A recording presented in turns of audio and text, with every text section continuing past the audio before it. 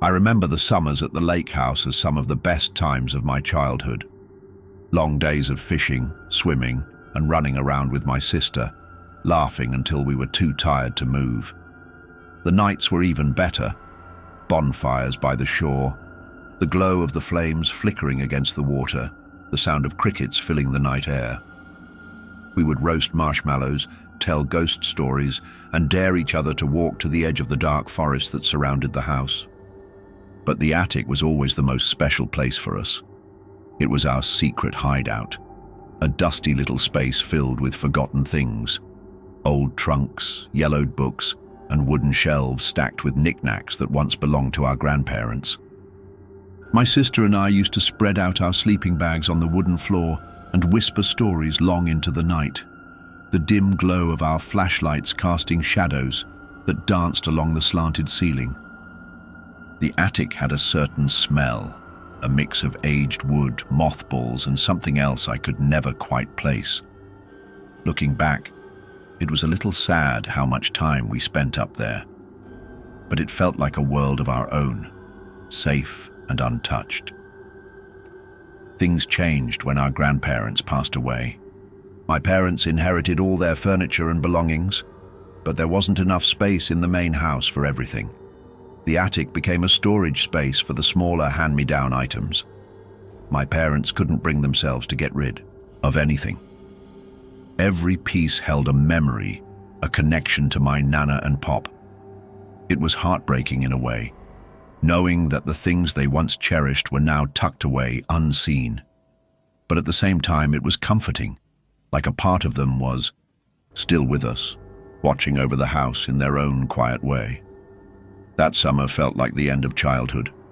My sister and I were growing up. School became more demanding, and our visits to the lake house became less frequent. By the time I was in college, we were lucky if we managed to go for even a week.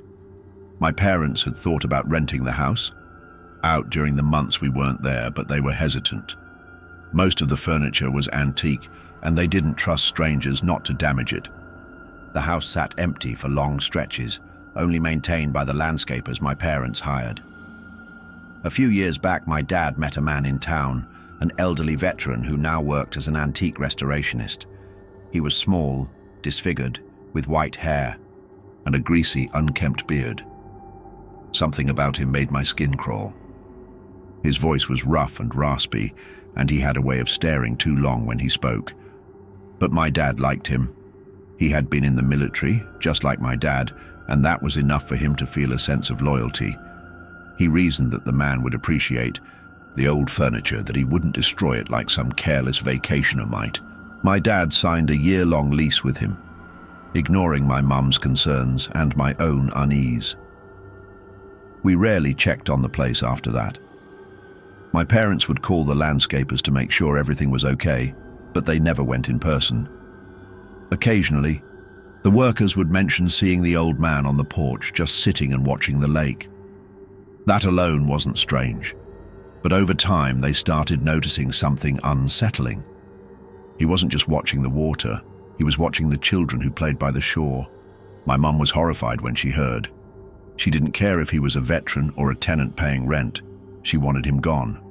My dad, ever the rational one, hesitated. He didn't want to accuse the man of anything without proof, but my mom wouldn't let it go. She argued with him for months until finally, when the lease was up, my dad told the man he had to leave. He made up an excuse, saying they needed to do renovations that would leave the house without electricity or plumbing. The old man didn't argue. He packed up his things and left without much trouble.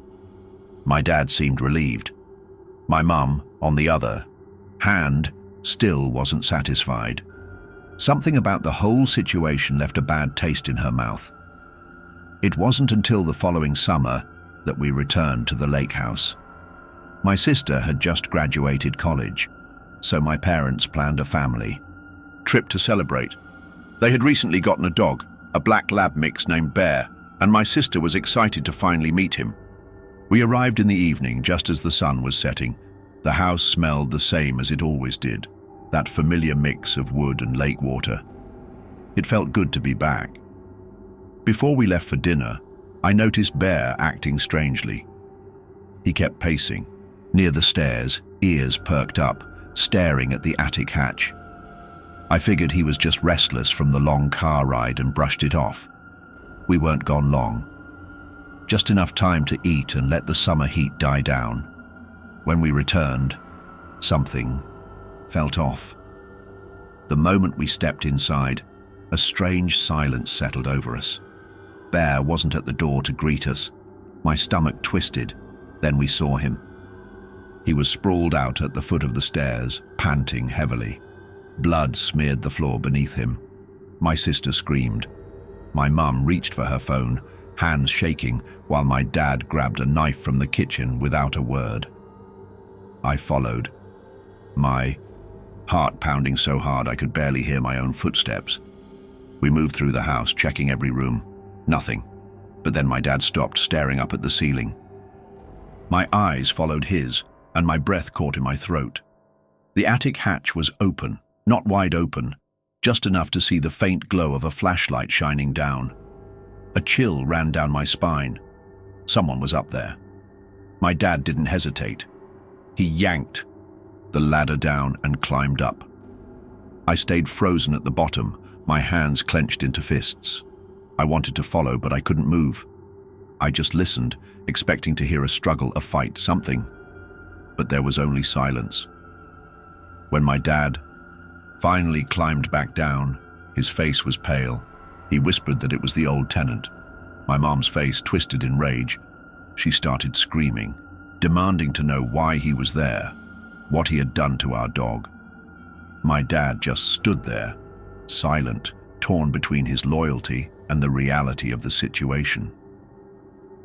The police arrived not long after.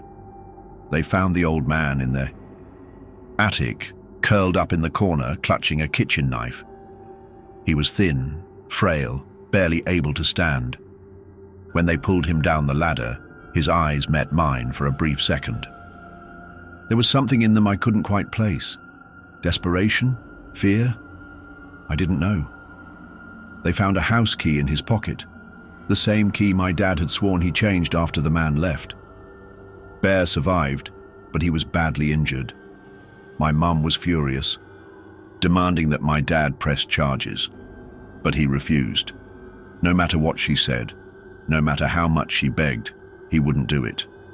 That was the worst fight they ever had. We haven't been back to the lake house since. My childhood memories of that place have been tainted, overshadowed by what happened that night. I don't know why my dad felt so much sympathy for that man. Maybe he saw something in him the rest of us didn't. Maybe he felt guilty. All I know is that I never want to set foot in that house again.